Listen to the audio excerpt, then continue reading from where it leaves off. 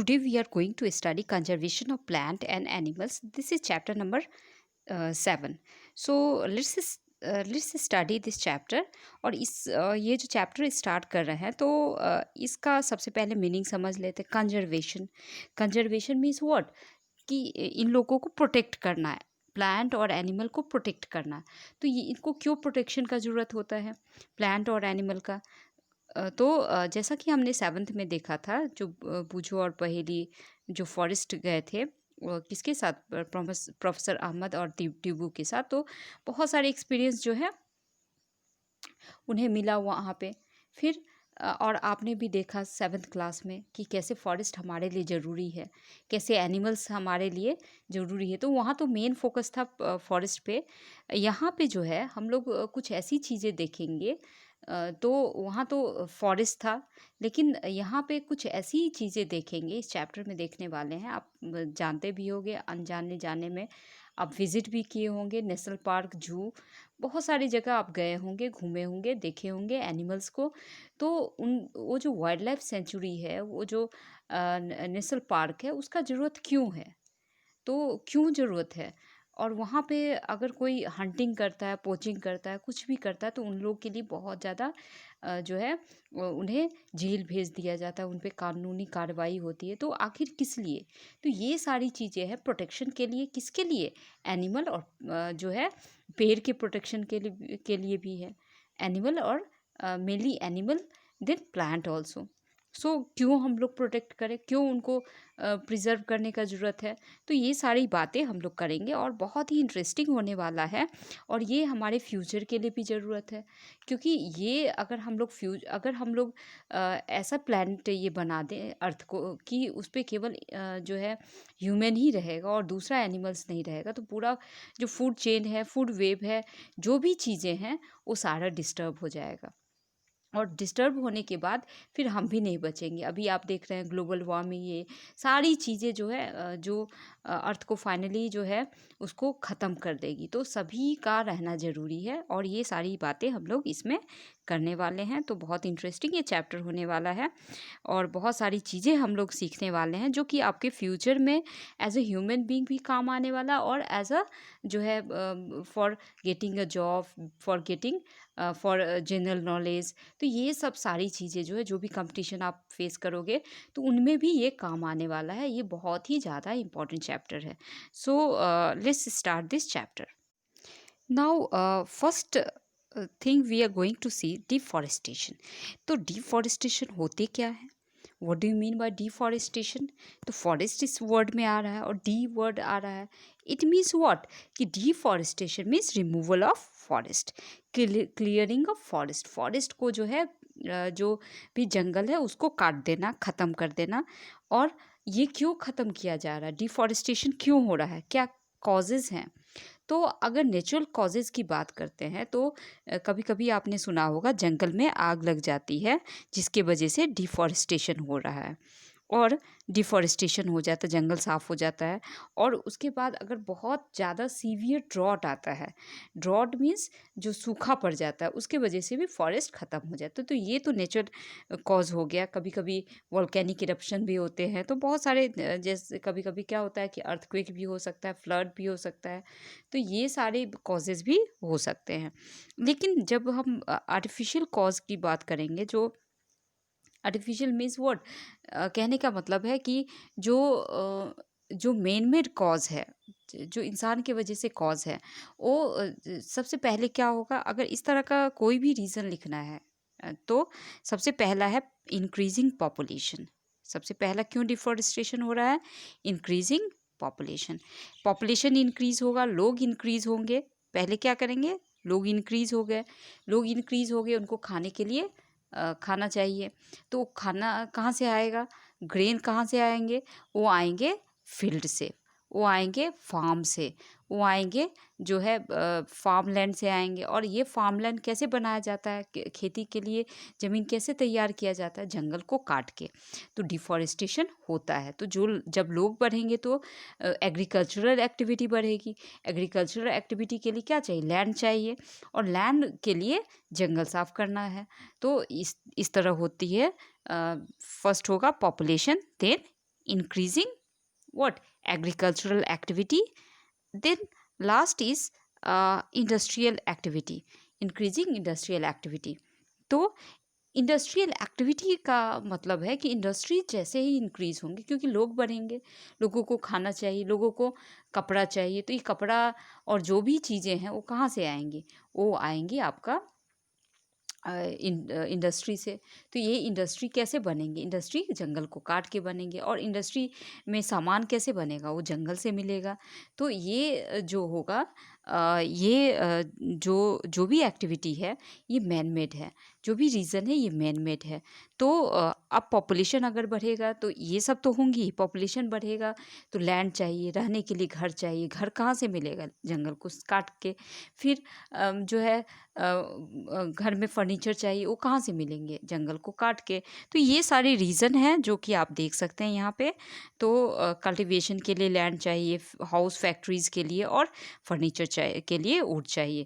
तो यहाँ पे हमने देखा कि इंक्रीजिंग पॉपुलेशन जो है मेन रीज़न है ये सब सारी चीज़ें का। इंक्रीजिंग पॉपुलेशन, एग्रीकल्चरल एक्टिविटी भी ज़्यादा होगा, इंडस्ट्रियल एक्टिविटी भी ज़्यादा होगा। फिर बिल्डिंग के लिए घर चाहिए, बिल्डिंग इंडस्ट्री को बिल्ड करने के लिए, घर को बिल्ड करने के लिए तो घर चाहिए, लैंड चाहिए। तो लैंड कहाँ से मिलेगा? डिफॉरेस्टेशन करके। फिर फर्नीचर के लिए भी क्या चाहिए? जंगल चाहिए। तो ये भी कहाँ से मिलेंगे? जो है एग्रीकल्चर, ये सभी जंगल को काट के मिलेंगे। तो इस तरह जो है ये रीज़न है डिफॉरेस्टेशन का। नाउ अब कंसिक्वेंस क्या होंगे? क्या चीज़ें होंगी जो डिफॉरेस्टेशन होने की वजह से होगा? तो हम लोग बारी बारी से एक we are going to study about consequences of deforestation. Deforestation के क्या क्या कंसिक्वेंस है, डिफॉरेस्टेशन होने से क्या क्या चीज़ें होंगी, ये हम लोग देखने वाले हैं। तो सबसे पहले क्या होगा कि अगर डिफॉरेस्टेशन होगा तो टेम्परेचर इंक्रीज हो जाएगा, पॉल्यूशन लेवल भी बढ़ जाएगा। तो कैसे पॉल्यूशन लेवल बढ़ेगा? टेम्परेचर इंक्रीज करेगा। तो फॉरेस्ट में जनरली क्या होते हैं? प्लांट होते हैं। और प्लांट जो है क्या करते हैं? फोटोसिंथेसिस करते हैं। खाना बनाना का प्रोसेस हो गया फोटोसिंथेसिस। तो जब ये फोटोसिंथेसिस करेंगे तो वो क्या यूज़ करेंगे? CO2 यूज़ करेंगे। और जब वो CO2 यूज़ करेंगे तो क्या होगा कि एटमॉस्फेयर का CO2 कम होगा। तो आपको पता है कि जो पॉल्यूशन है वो कार्बन डाइऑक्साइड की वजह से भी है, तो ये ख़त्म होगा। बाकी ये CO2 जो होता है वो हीट को ट्रैप करता है। जो जैसा कि हम लोग जानते हैं कि ये अर्थ है, सॉरी, ये जो है आपका अर्थ है, और ये अर्थ जो है वो एटमॉस्फेयर से घिरा हुआ है। ये अर्थ किससे घिरा हुआ है? एटमॉस्फेयर से घिरा हुआ है। तो सन का रेज जो है वो आता है, सन का रेज आएगा और चला जाएगा। अगर कुछ गैसेस नहीं होगा तो CO2 जो होता है या अदर गैसेस भी हैं, CO2 क्या करता है? इस हीट को जो होता है, इस हीट को पकड़ लेता है। इस हीट को क्या करेगा? CO2 पकड़ लेता है, जिससे कि टेम्परेचर जो होगा, अब जितना CO2 रहेगा उतना हीट को पकड़ेगा, हीट को ट्रैप कर लेता है। हीट को क्या कर लेता है? ट्रैप कर लेता है। तो ट्रैप करने से क्या होगा कि ये हीट जो इधर जा रहा था वो जा नहीं पाता है, वो इसी एटमॉस्फेयर में रह जाता है। तो जितना CO2 होगा उतना ज़्यादा हीट रहेगा, जितना ज़्यादा हीट रहेगा उतना ज़्यादा टेम्परेचर रहेगा। तो जैसे आप देख सकते हैं आजकल गर्मियों के दिन में 50-48 डिग्री तक चला जाता है टेम्परेचर। तो ये चीज़ें क्यों हो रही है? क्योंकि डिफॉरेस्टेशन हो रहा है, पॉपुलेशन हम लोग का इतना बढ़ गया है, डिफॉरेस्टेशन ऊपर से हो रहा है, बहुत सारे CO2 जो है बढ़ रहे हैं। तो बढ़ रहे हैं CO2 तो क्या हो रहा है कि टेम्परेचर इंक्रीज़ हो रहा है, हीट बढ़ रहा है तो टेम्परेचर इंक्रीज़ हो रहा है, एटमॉस्फेयर ज़्यादा गर्म हो रहा है। तो ये सारी चीज़ें होती हैं, तो पॉल्यूशन भी बढ़ जाएगा, क्योंकि CO2 तो एब्जॉर्ब हो ही नहीं रहा है, फोटोसिंथेसिस हो ही नहीं रहा है उतना लेवल से, तो इसीलिए ये सब हो जाएगा। और ये जो है बैलेंस डिस्टर्ब करेगा, और जिसके वजह से जो है बारिश नहीं होगी। जो अगर पेड़ नहीं रहेंगे तो क्या होगा कि ट्रांसपिरेशन नहीं होगा। जो ट्रांसपिरेशन होता था तो उससे क्या होगा कि क्लाउड नहीं फॉर्म करेगा। क्लाउड नहीं फॉर्म करेगा तो रेनफॉल क्या हो जाएगा? रेनफॉल नहीं होगा, और रेनफॉल नहीं होगा तो क्या हो जाएगा कि ड्रॉट आने का खतरा रहेगा। या अगर मान लीजिए कि बारिश होती है, बहुत थोड़ी भी बारिश होती है, तो क्या हो जाएगा, बाढ़ आने का खतरा रहेगा। क्योंकि पानी क्या होता है कि पानी जो है, अगर ये सरफेस है मान लीजिए, तो अगर पानी बारिश होती है और पेड़ है वहाँ पे, तो पेड़ क्या करता है, पेड़ अगर है वहाँ पे, तो पेड़ का जो रूट है वो मिट्टी को पकड़ के रखता है।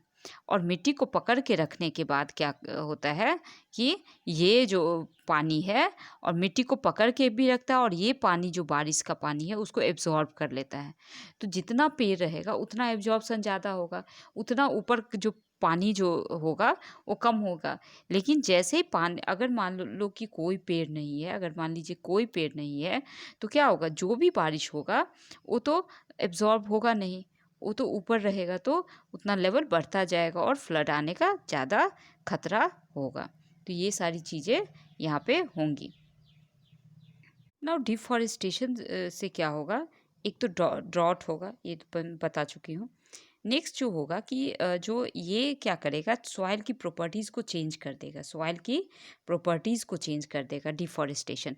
तो जब कोई वेजिटेशन नहीं होगा, फॉरेस्ट नहीं होगा, तो क्या होगा, जैसे ही बारिश होगा तो मिट्टी जो है ऊपर का वो कट के चला जाएगा नदी में, और नदी में जाने की वजह से क्या हो जाएगा कि ये जो होगा ऊपर का लेयर पूरा कट जाएगा, और जो नीचे का लेयर होता है, आपको पता होगा कि ऊपर का लेयर जो है प्लांट के जो वेजिटेशन है उसके कल्टीवेशन में हेल्प करता है। बट जब जब रूट नहीं रहेंगे, जब पेड़ नहीं रहेगा, पेड़ का रूट नहीं होगा, तो क्या होगा कि सॉइल जो है, सॉइल होल्ड नहीं किया रहेगा। मिट्टी जो है, पेड़ का क्या काम है, सॉइल को होल्ड करना, पकड़ के रखता है। तो जिससे कि बारिश होती है तो वो मिट्टी बह नहीं पाता है और वो वहीं पे रह पाता है। तो जब ये पेड़ नहीं रहेंगे तो टॉप लेयर ऑफ सॉइल जो होगा वो क्या हो जाएगा, वो रिमूव हो जाएगा, और रिमूवल जो होगा वो लोअर हार्ड लेयर्स जो है उसके वजह से ऊपर आ जाएगा, और जिसकी वजह से ये जो सॉइल होंगे लेस ह्यूमस होगा, लेस फर्टाइल होगा, ये सारी चीज़ें होंगी। और सॉइल जो है वो लेस फर्टाइल, लेस ह्यूमस की वजह से ये जो है सॉइल सपोर्ट नहीं करेगा प्लांट को, और जिसकी वजह से डेजर्ट हो जाएगा। और this process is called desertification. जो फर्टाइल लैंड है उसकी किस में चेंज हो गया, फर्टाइल लैंड वो डेजर्ट में चेंज हो गया। This is called desertification. अब डिफॉरेस्टेशन से एक और भी बातें होगी कि जो अंडरग्राउंड वाटर है उसका लेवल भी कम हो जाएगा। क्योंकि अंडरग्राउंड वाटर जो होता है वो किसके वजह से होता है कि पानी जब अंदर जाएगा, डीप सीपेज होगा, इनफिल्ट्रेशन होगा, तो तभी जो है पानी अंदर जाता है। तो पानी अंदर जा नहीं पाएगा, और जिसके वजह से क्या हो जाएगा, जिसके वजह से ये डिफॉरेस्टेशन होता था। तो डिफॉरेस्टेशन क्या करता है, तो ये मूवमेंट ऑफ वाटर, डिफॉरेस्टेशन से क्या हो जाएगा, बाढ़ आ जाएगा।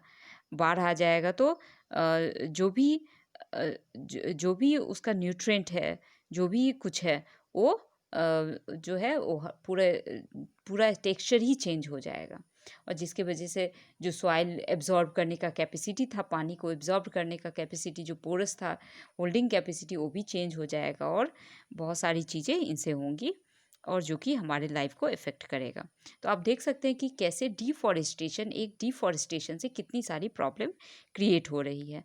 तो अब इन फॉरेस्ट को बचाना है, फॉरेस्ट को बचाना है, प्लस एनिमल को भी बचाना है, वाइल्ड लाइफ को भी हमें बचाना है। क्योंकि हम लोग जनरली डोमेस्टिक एनिमल को पालते हैं, तो उससे जो है फूड चेन, फूड वेब, जो बड़े लेवल का जो फूड चेन, फूड वेब है, वो मेंटेन नहीं हो पाएगा। जब हम तो अपने अकॉर्डिंग जो हमारे यूज़फुल एनिमल है, जो हमको यूज़फुल हमारे लिए लगते हैं, उन्हीं को हम लोग रखते हैं। बाकी एनिमल को तो हम नहीं रख सकते हैं, बहुत सारे ऐसे। बट जो एनिमल जो ओरिजिनली जंगल में पाए जाते हैं, they are very useful, they maintain food chain, food web, everything. So we have to protect them, we have to save them. हम लोगों को उन लोगों को सेव करना चाहिए, प्रोटेक्ट करना चाहिए।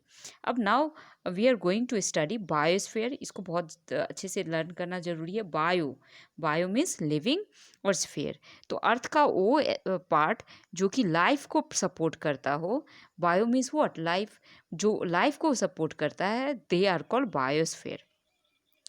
तो जैसे लिथोस्फेयर कहते हैं, लिथोस्फेयर मीन्स रॉक जिसमें होता है, जो पार्ट ऑफ अर्थ है जिसमें रॉक होगा। एटमॉस्फेयर जो कि जिसमें एयर होगा। देन हाइड्रोस्फेयर जिसमें वाटर होगा। तो ये सारे तो हैं ही, बाकी एक स्फेयर और भी है जो लाइफ को सपोर्ट करता है, जो अर्थ का पार्ट है और लाइफ को सपोर्ट करता है। So they are called biosphere. अब बायोस्फेयर में जो होता है कि बायोलॉजिकल डाइवर्सिटी होता है। तो बायोलॉजिकल डाइवर्सिटी का मतलब होता है कि डिफरेंट तरह के ऑर्गेनिज्म रहते हैं। आप देख सकते हो बायोडाइवर्सिटी, जब हम छोटे से जगह को हम लोग ऑब्जर्व करते हैं जहाँ पे घास उगा होता है, तो हम लोग देखते हैं कि डिफरेंट तरह के ग्रास है। एक तरह का ग्रास नहीं होता है, छोटा सा एरिया भी लीजिए तो डिफरेंट तरह के जो है घास उगे होते हैं। तो नेचुरल इन्वायरमेंट में तो ये क्या है, डिफरेंट तरह के ग्रास में की वेराइटी है, मीन्स लिविंग थिंग की वेराइटी है। So they are called biodiversity. तो अब ये जो वेराइटी है, ये जो ऑर्गेनिज्म है, उनका रिलेशन है इन्वायरमेंट के साथ। तो यहाँ हम लोगों ने समझा बायोस्फीयर को और biodiversity. Biodiversity means different type of living organism living together and interdependent on each other. So they are called biodiversity. अब यहाँ पे जो है प्रोटेक्टेड एरिया की बात कही गई है। ये जो प्रोटेक्टेड एरिया है, ये कौन से प्रोटेक्टेड एरिया है? जो ऐसे एरिया जहाँ पे प्लांट और एनिमल को प्रोटेक्ट किया जाता है, और इसका डिफरेंट नेम दिया जाता है। और नेम जो है, first is wild life sanctuary. जैसे नेम अलग अलग हैं, वैसे वैसे उनका पर्पस भी अलग अलग है। देन बायोस्फीयर रिजर्व, तो सबसे छोटा जो होता है वो वाइल्ड लाइफ सेंचुरी होता है। तो वाइल्ड लाइफ सेंचुरी, जैसा कि आप देख रहे हैं, वाइल्ड लाइफ केवल क्या है, वाइल्ड लाइफ केवल एनिमल और उनके हैबिटेट। एनिमल को यहाँ प्रोटेक्ट किया जाएगा। केवल किसको प्रोटेक्ट किया जाएगा? एनिमल को और उसके हैबिटेट को प्रोटेक्ट किया जाएगा। अब यहाँ पे क्या हुआ, नेशनल पार्क में क्या हुआ, वाइल्ड लाइफ तो हुआ ही, वाइल्ड लाइफ हुआ, हैबिटेट हो गया उनका, और उनके और किसको प्रोटेक्ट किया जाएगा? नेचुरल रिसोर्सेज को भी प्रोटेक्ट किया जाएगा। तो ये सारी चीज़ें होंगी। और बायोस्फीयर रिजर्व में क्या होगा कि वाइल्ड लाइफ होगा, प्लांट होगा, देन एनिमल होगा, सारे कुछ होंगे, प्लस उसके साथ जुड़ेगा उसमें ट्राइबल लाइफ। जो लोग जो उधर के रहेंगे उनको भी प्रोटेक्ट करने पे ध्यान दिया जाता है। जो ट्रेडिशनल लाइफ है ट्राइबल पीपल का, उन पे भी ध्यान दिया जाता है। उनको भी कंजर्व करने की कोशिश की जाती है कि उनको कोई डिस्टर्ब नहीं करे। तो ये सारे तीनों ऐसे एरिया हैं जो कि बहुत ही इम्पॉर्टेंट है, और जहाँ पे इनको प्रोटेक्शन मिलता है। और जहाँ पे कोई भी जो एक्टिविटी है, पोचिंग है, देन किलिंग ऑफ एनिमल है, जो प्लांट जो ट्री का कटिंग है, डिफॉरेस्टेशन है, ये सारी चीज़ों को रोका जाता है। इनके अगेंस्ट एक जो है कानून भी है, कानून भी लगाया जाता है, जिसकी वजह से जो है ताकि ये एनिमल जो है यहाँ पर प्रोटेक्टेड रहे। Now let's move. अब हम लोग देखते हैं। अब यहाँ पे जैसे आपके डिस्ट्रिक्ट में, स्टेट में, कंट्री में कौन से नेशनल पार्क है, वाइल्ड लाइफ सेंचुरी है, बायोस्फीयर रिजर्व है, इसको लिखना है। नाउ अब यहाँ पे कुछ रिजर्व नेशनल पार्क ये किया हुआ है। बोरी है, बोरी सेंचुरी है, देन आपका पंचवड़ी सेंचुरी है, देन है सतपुरा नेशनल पार्क है। तो ये सारी चीज़ें, देहतावा रिजर्वियर है। तो ये सारी चीज़ें हैं जो कि डिफरेंट स्टेट में है, डिफरेंट पार्ट ऑफ कंट्री में है, जो कि प्रोटेक्ट करते हैं एनिमल्स को, और उनको जो है लीगल प्रोटेक्शन भी देते हैं। ऐसा नहीं कि हमने कह दिया, आदेश निकाल दिया, but legal protection also they are also provided. उनको कोई कुछ कर नहीं सकता है इस सब एरिया में। Now we are going to study biosphere reserve. अब यहाँ पे बायोस्फीयर रिजर्व की बात की गई है, तो तीन हमने पढ़ा, एक वाइल्ड लाइफ सेंचुरी पढ़ा, नेशनल पार्क पढ़ा, और बायोस्फीयर रिजर्व। जो कि बायोस्फीयर रिजर्व बहुत ही बड़ा होता है। तो और इसमें जैसा कि आप देख रहे हैं, एक बायोस्फीयर रिजर्व जैसे लिया गया है, नाम यहाँ पे है पंचवड़ी बायोस्फीयर रिजर्व, तो उसमें जो है एक नेशनल पार्क है। सतपुरा, और 2 वाइल्ड लाइफ सेंचुरी है, बोरी एंड पंचमढ़ी। तो आप देख सकते हैं कितना बड़ा एरिया है, और इसका जो मेन मकसद होता है बायोडाइवर्सिटी को प्रोटेक्ट करना। और बायोडाइवर्सिटी में कौन आएंगे? जो variety of plant, animal and micro organism found in area. और उसके साथ साथ जो आएगा जो कल्चर जो आएगा, क्योंकि मैंने बताया कि जो वाइल्ड लाइफ सेंचुरी है केवल वाइल्ड लाइफ, ओके, तो wildlife plus habitat, habitat नहीं रहेगा तो वो लोग मुश्किल है, तो इसीलिए wildlife plus habitat. Then आया नेशनल पार्क। नेशनल पार्क जो होगा, नेशनल पार्क में क्या होगा? वाइल्ड लाइफ होंगे, देन उनके हैबिटेट होंगे, और देन नेचुरल रिसोर्सेज होगा। और वाइल्ड लाइफ अब ये बायोस्फीयर रिजर्व हुआ कि जो एनिमल है, प्लांट है, हैबिटेट है उनके, देन जो है कल्चर है, जो नेचुरल रिसोर्सेज है, और जो कल्चर है, ट्राइबल पीपल जो उस एरिया में रहते हैं उनको भी प्रोटेक्ट करना। तो ये है बायोस्फीयर। अब यहाँ पे जो है हम लोग 2 टर्म पढ़ेंगे, flora and fauna. Flora, flora तो जनरली जो आवाज़ इसका मैच कर रहा है वो है फ्लावर से। तो फ्लोरा क्या हो गया कि ऐसे प्लांट जो कि उसी एरिया से, पर्टिकुलर एरिया से बिलोंग करते हैं, they are called flora. And जो एनिमल उस एरिया से बिलोंग करते हैं, दे आर कॉल्ड फौना। तो ये आपको समझ में आ गया होगा। अब यहाँ पे जैसे हम लोग देखते हैं कि साल, टीक, मैंगो, जामुन, सिल्वर फर्न्स, अर्जुन और फ्लोरा, ये क्या है? फ्लोरा है। उसके बाद चिंकारा, ये एग्जाम्पल है। बाकिंग डियर, ये सब क्या है? फौना है बायोस्फीयर रिजर्व के, पंचमढ़ी बायोस्फीयर रिजर्व के। मीन्स वो जो एनिमल है, वो जो प्लांट है, वो पर्टिकुलर एरिया में पाया जाएगा, उसी एरिया में तो उसको कहेंगे फ्लोरा एंड फौना।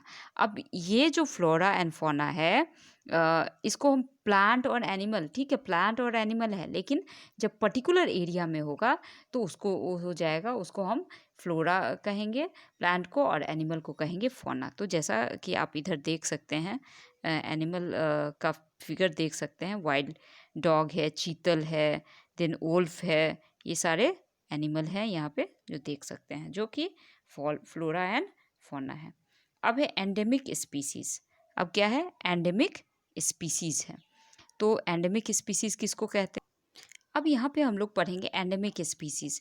तो जो दोज स्पीसीज, अभी हमने फ्लोरा एंड फौना के बारे में क्या पढ़ा कि जो एनिमल है वो पर्टिकुलर एरिया में पाए जाएंगे, उनको फौना कहेंगे, और जो प्लांट है जो पर्टिकुलर एरिया में पाए जाएंगे उनको हम लोग फ्लोरा कहेंगे। उसी तरह जो स्पीसीज हो जो पर्टिकुलर एरिया में पाए जाएंगे उनको कहेंगे एंडेमिक स्पीसीज। तो एंडेमिक स्पीसीज में दोनों आ जाते हैं। तो एंडेमिक मतलब उस जोन से, उस स्टेट से, कंट्री ही से उस तरह का एनिमल और प्लांट उसी एरिया में पाया जाएगा और दूसरे एरिया में नहीं पाया जाएगा नेचुरली। तो जैसे एग्जांपल में है साल है, वाइल्ड मैंगो है, 2 एग्जांपल है एंडेमिक फ्लोरा के, और जो कि पंचमढ़ी बायोस्फीयर रिजर्व में पाया जाता है। बिसन, इंडियन जायंट स्क्वेरल, ये सब सारे जो है एंडेमिक फौना है, ये बायोस्फीयर रिजर्व एरिया के, पंचमढ़ी बायोस्फीयर रिजर्व। अगर आप लोग अगर जाते हैं तो ये स्पीसीज़ को स्पेशली देखिए, क्योंकि ये स्पीसीज़ जो होंगे इंडेमिक स्पीसीज़ हैं और उसी एरिया में पाए जाएंगे। इस तरह के एनिमल आपको दूसरे एरिया में नहीं मिलेंगे।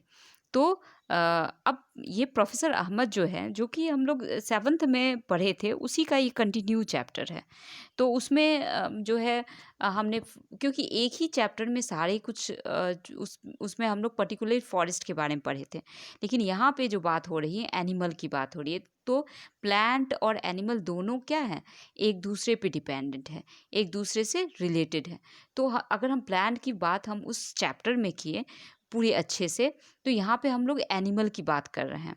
तो जैसे जैसे डिफॉरेस्टेशन हुआ वैसे वैसे क्या हो गया कि जो हैबिटेट उनका उजड़ने लगा है, और एक जो है हैबिटेट अगर उजड़ रहा है तो क्या होगा कि वो एनिमल रह पाएंगे? अगर तुम्हारा घर ही नहीं रहेगा तो तुम रह पाओगे वहाँ पे? तो नहीं रह पाएंगे। तो यहाँ भी एनिमल अगर है अगर होगा तभी होगा जब उसका हैबिटेट अच्छा रहेगा, सुरक्षित रहेगा, जब उसको डर नहीं रहेगा कि कोई उसका कुछ बिगाड़ नहीं सकता है, तभी वो अच्छे से रह सकता है। तो जैसे जैसे डिफॉरेस्टेशन हुआ है, हमारा पॉपुलेशन इंक्रीज़ किया है, तो जो एंडेमिक स्पीसीज़ हैं उनके लाइफ पे खतरा हो गया है, वो इंडेंजर्ड होते जा रहे हैं। तो अगर इंडेंजर्ड, इंडेंजर्ड मीन्स व्हाट, कि वो इंडेंजर, डेंजर वर्ड ऐड हुआ है, तो डेंजर का मतलब होता है कि खतरे के लेवल पे हैं। कैसे हैं? खतरे के लेवल पे। अगर उनको केयर नहीं किया जाए, चूँकि ये एंडेमिक है, ये वहीं पाए जाएँगे, दूसरे जगह नहीं पाए जाएँगे। तो अगर केयर नहीं किया गया तो ये पूरी तरह ख़त्म हो जाएँगे। बहुत सारे एनिमल जो आप देखते होंगे जो पूरी तरह ख़त्म हो गया है और जो ख़त्म होने के कगार पे हैं, दोनों में डिफ़रेंस है। जैसे डायनासोर ख़त्म हो गया, वो कभी भी नहीं आ सकता है। और इंडेंजर्ड का मतलब होता है कि खतरे की घंटी है और हम लोगों को समझ जाना चाहिए कि उनको बचाना है। तो अब क्यों हम लोगों को बचाना है, ये आप समझ गए होंगे। अब है स्पीसीज़। स्पीसीज़ जो है ग्रुप ऑफ जो है पॉपुलेशन को कहा जाता है जो कि इंटरब्रीडिंग कर सके। इंटरब्रीडिंग करके एक जो है जो इंडिविजुअल जो ऑफस्प्रिंग इनसे मिलेगा तो वो कैसा होना चाहिए, वो जिंदा होना चाहिए, लिविंग होना चाहिए। तो फर्टाइल ऑफस्प्रिंग पैदा कर सके, जो रिप्रोड्यूस कर सके फर्टाइल ऑफस्प्रिंग। अगर फर्टाइल ऑफस्प्रिंग नहीं होंगे तो क्या हो जाएगा, ये स्पीसीज़ नहीं होंगे। तो स्पीसीज़ जो है ग्रुप ऑफ पॉपुलेशन को कहा जाता है जो रिप्रोड्यूस कर सके अपने मेंबर के साथ और एक फर्टाइल ऑफस्प्रिंग दे सके अपने ही तरह, member of their own species. उनके साथ इंटरब्रीडिंग होना है और उसके बाद फर्टाइल ऑफस्प्रिंग देना है। तो ये जो है, और स्पीसीज़ का कैरेक्टरिस्टिक क्या होता है कि वो अपने मेंबर से मैच करते हैं बहुत सारी कैरेक्टरिस्टिक में।